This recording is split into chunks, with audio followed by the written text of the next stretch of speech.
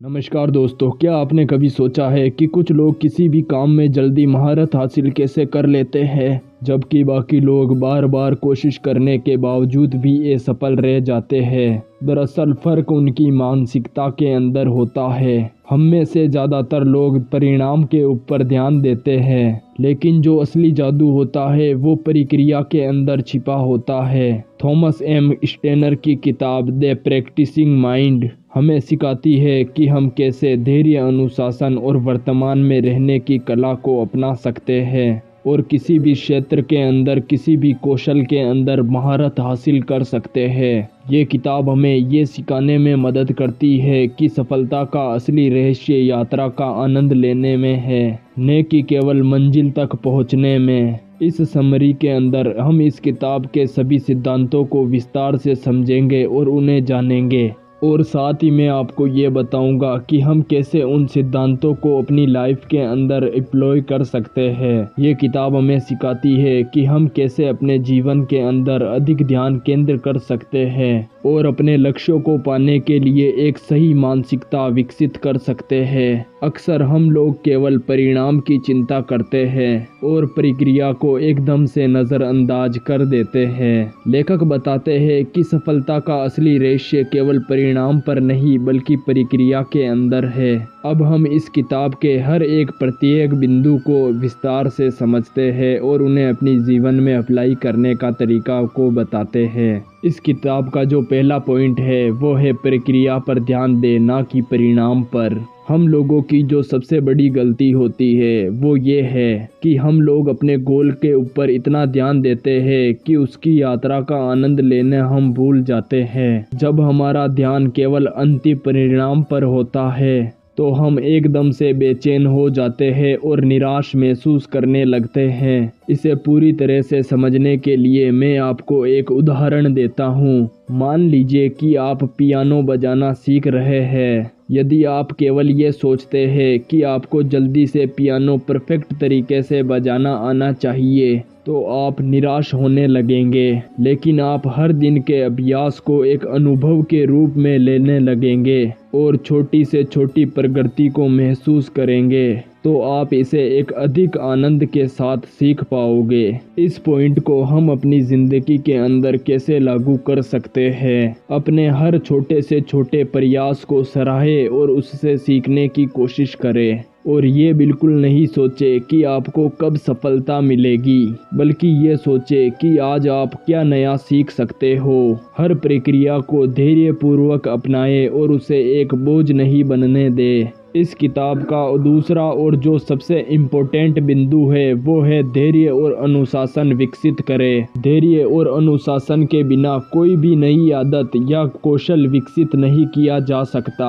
जब हम जल्दी परिणाम पाने की इच्छा रखते हैं तो हम अक्सर अधीर हो जाते हैं और इस कारण से हम अपने लक्ष्य से भटक जाते हैं। इस पॉइंट को एक उदाहरण की सहायता से समझिए। अगर कोई नया व्यक्ति जिम जाता है और वो एक हफ्ते के अंदर फिट होने की उम्मीद करता है तो वो जल्दी निराश हो जाता है और जिम जाना छोड़ देता है। लेकिन यदि कोई व्यक्ति इस प्रक्रिया को धीरे धीरे अपनाता है और इसे अपने जीवन का एक हिस्सा बनाता है तो वे लंबे समय में एक बेहतर परिणाम प्राप्त करता है। इस पॉइंट को हम अपनी ज़िंदगी के अंदर कैसे लागू कर सकते हैं, आइए समझते हैं। धैर्य को विकसित करने के लिए छोटी छोटी आदतें डालें, जैसे हर दिन कुछ मिनट के लिए मेडिटेशन करें। अनुशासन बनाए रखने के लिए आप खुद से वादा करें कि आप हर दिन थोड़ा थोड़ा प्रयास करेंगे, चाहे आपको परिणाम तुरंत नहीं दिखाई दे।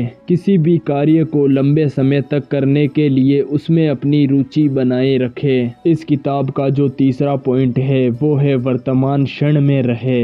हम में से अधिकतर लोग या तो अतीत की गलतियों के बारे में सोचते रहते हैं या फिर भविष्य की चिंता में खोए रहते हैं, लेकिन सच्ची शांति और उत्पादकता तभी आती है जब हम पूरी तरह से अपने वर्तमान में होते हैं और उसे महसूस करने की कोशिश करते हैं। इसे एक उदाहरण की सहायता से समझने की कोशिश करें। अगर आप कोई किताब पढ़ रहे हैं लेकिन तभी आपका दिमाग ये सोचने लगे कि इस किताब के अगले पेज पर क्या होगा, या आप इस किताब को कितनी जल्दी ख़त्म कर सकते हैं, तो आप जो पढ़ने में प्रक्रिया हो रही है उसका आनंद कभी नहीं ले पाओगे। हम लोग इस पॉइंट को अपनी ज़िंदगी में किस तरह से अप्लाई कर सकते हैं? किसी भी काम को करते समय केवल उस काम के ऊपर ही अपना 100% फोकस बनाए रखें। अपने मन को भटकने से रोकने के लिए एक लंबी और गहरी सांस ले और खुद को वर्तमान में लाने की कोशिश करें। अगर कोई विचार आपको बार बार परेशान करता है तो उसे एक पेज के अंदर लिखे और बाद में उसके ऊपर एक गहरी सोच लगाए।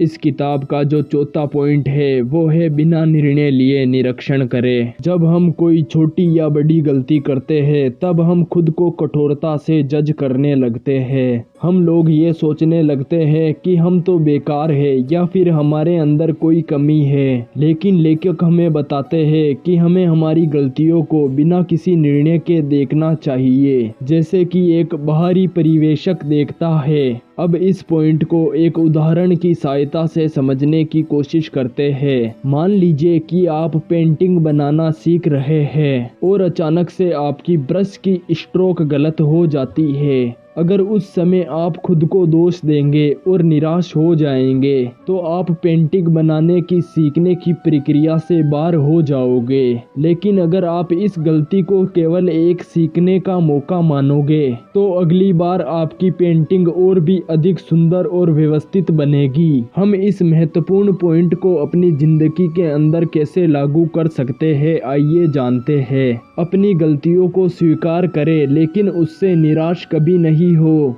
अपनी गलतियों से सीखने की कोशिश करें और उन्हें सुधारने की भी। हर गलती को अपने विकास का एक हिस्सा माने और उससे कुछ नई सीख पाए। इस किताब का जो पांचवा पॉइंट है वो है अभ्यास को आदत बनाए। कोई भी नई चीज सीखने के लिए निरंतर अभ्यास बहुत जरूरी होता है, लेकिन उस अभ्यास को अपने जीवन का एक कठिन कार्य न बनाकर उसे अपने आनंद का एक प्रयास बनाए। जब हम किसी भी चीज का रोजाना अभ्यास करते हैं सच्चे मन के साथ, तो वे हमारे दिमाग और शरीर के अंदर एक सहज रूप से बन जाती है। आइए इसे एक उदाहरण की सहायता से और भी अच्छी तरह से समझने की कोशिश करते हैं। अगर कोई व्यक्ति हर रोज 10 मिनट तक मेडिटेशन करता है तो धीरे धीरे ये उसकी एक दिनचर्या बन जाती है। उसे इसके लिए कोई भी विशेष प्रयास नहीं करना पड़ता और वे इसे किसी भी दबाव में आए बिना हर रोज करने लगता।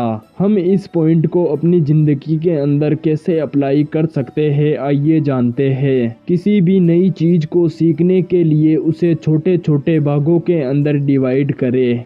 उसे अपनी दिनचर्या का एक हिस्सा बनाएं ताकि वो सहज रूप से हो सके। जब भी आपको ये लगे कि आप अभ्यास करने के अंदर किसी भी तरह का कोई आलस कर रहे हैं तो उस समय आप स्वयं को याद दिलाए कि ये आपकी प्रगति के लिए जरूरी है। इस किताब का जो छठा और इम्पोर्टेंट पॉइंट है वो है उत्साह और धैर्य के बीच संतुलन बनाए। कई बार हम किसी काम को लेकर बहुत ज़्यादा उत्साहित होते हैं, लेकिन जब हमें जल्दी परिणाम नहीं मिलता तो उस कारण से हमारा धैर्य टूट जाता है। तो इसीलिए हमारा संतुलन बनाना जरूरी है ताकि हम निरंतर प्रयास करते रहें और उस कार्य के बीच में ही हार ना माने। आइए इसे एक उदाहरण की सहायता से समझने की कोशिश करते हैं। अगर कोई व्यक्ति अपना वजन कम करना चाहता है तो उसे ये समझना होगा कि ये एक लंबी प्रक्रिया है। अगर वो व्यक्ति अपने पहले हफ्ते के अंदर अधिक जोश दिखाए लेकिन बाद में हार मान ले